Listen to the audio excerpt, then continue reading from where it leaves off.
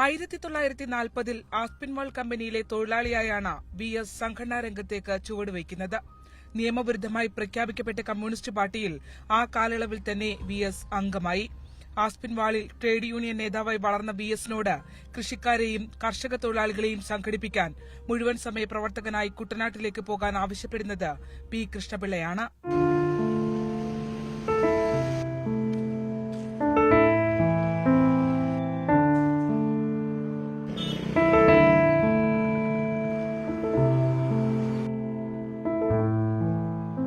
ആയിരത്തി 1935 communist party രൂപീകരിച്ചതിന് ശേഷം ആലപ്പുഴയിലെത്തിയ സഖാവ് P. കൃഷ്ണപിള്ളയാണ് കുട്ടനാട്ടിൽ കർഷക തൊഴിലാളികളെ സംഘടിപ്പിക്കേണ്ടതിൻ്റെ ആവശ്യകതയെ സംബന്ധിച്ച് ആലപ്പുഴയിലെ പാർട്ടി നേതൃത്വമായിട്ട് ചർച്ച ചെയ്ത് ആ സംഘടന ഉണ്ടാക്കുന്നതിന് തീരുമാനിച്ചത്.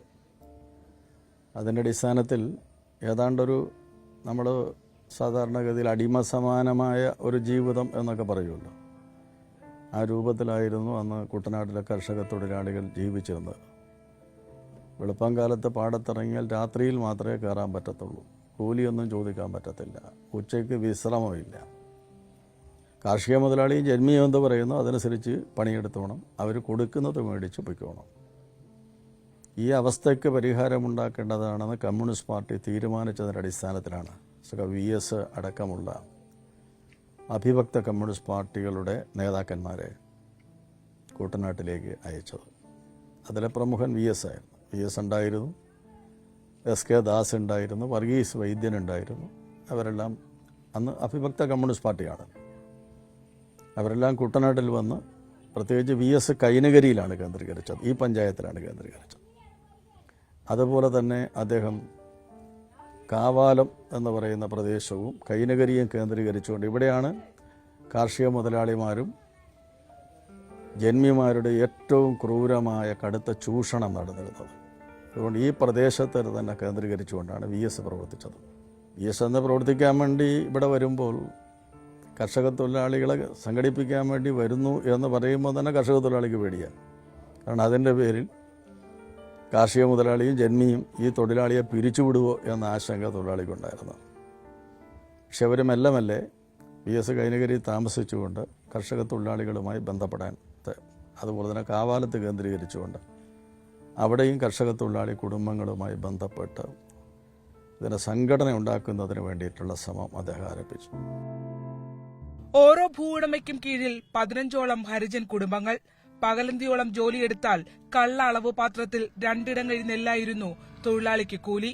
കൊടിയ ചൂഷണങ്ങൾക്ക് നടുവിൽ ഭയപ്പാടിൽ ജീവിക്കുന്ന അവരെ ജന്മിത്വത്തിനും ദിവാൻ ഭരണത്തിനുമെതിരെ ബോധവൽക്കരിക്കുക എന്നത് കടുത്ത പ്രതിസന്ധി നിറഞ്ഞ ഒന്നായിരുന്നു. പാർട്ടി നിയോഗിച്ചവർ ഒന്നൊന്നായി മടങ്ങിയപ്പോഴും കീറപ്പായയിൽ കായൽ ചിറകൾ ഉറങ്ങിയും പട്ടിണി കിടന്നും VSലെ പോരാളി പിടിച്ചുനിന്നു. അങ്ങനെ ആദ്യമായി കൈനകരിയിലെ ചെറുകാലി കായൽ വരമ്പത്ത് VSന് കീഴിൽ സംഘടിത ശക്തിയായി തൊഴിലാളികൾ അണിനിരന്നു. ശ്രീമൂലമംഗലം കായലിൽ കൊയ്ത്ത് അവസാന ഘട്ടത്തിലേക്ക് കടന്നപ്പോൾ കളം പിരിയുന്നതിനു മുമ്പ് മുഴുവൻ ആനുകൂല്യങ്ങളും തന്നു തീർക്കണമെന്ന് തൊഴിലാളികൾ മുഷ്ടി ചുരുട്ടി മുദ്രാവാക്യം വിളിച്ചത് ജന്മികളെ ആദ്യമായി ഞെട്ടിച്ചു.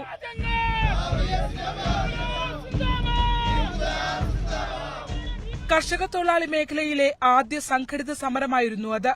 ഭേഷ്കാർ കുടുംബത്തിലെ വൻകിട കർഷകരുടെയും മുരുക്കൻ ഉൾപ്പെടെയുള്ള ജന്മിമാരുടെയും പാടശേഖരങ്ങളിലേക്ക് സമരം വ്യാപിച്ചു.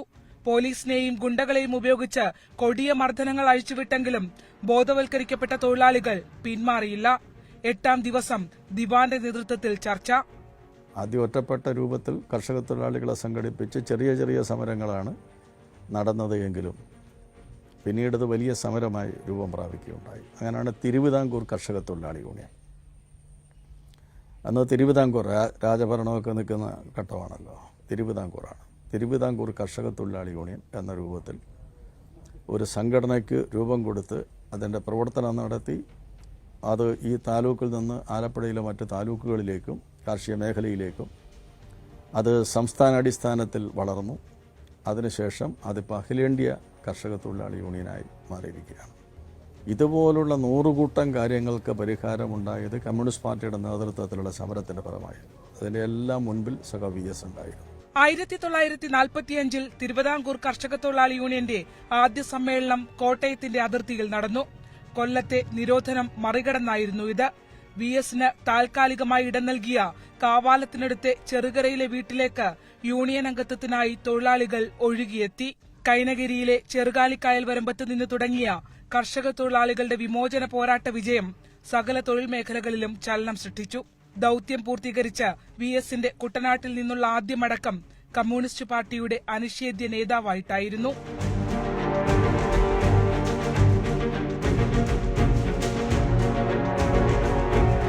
കൊടിയ ദുഷ്പ്രഭുത്വത്തിനെതിരെ തിരുവിതാംകൂർ കർഷക തൊഴിലാളി യൂണിയന്റെ നേതൃത്വത്തിൽ VS-യുമായി ചേർന്ന് കുട്ടനാട്ടിലെ കർഷകർ പൊരുതി നേടിയ വിജയം പിന്നീട് ഇടത് കർഷക തൊഴിലാളി സംഘടനയായ KSKTUവിന്റെ ജനനത്തിലേക്ക് വഴിതെളിച്ചു.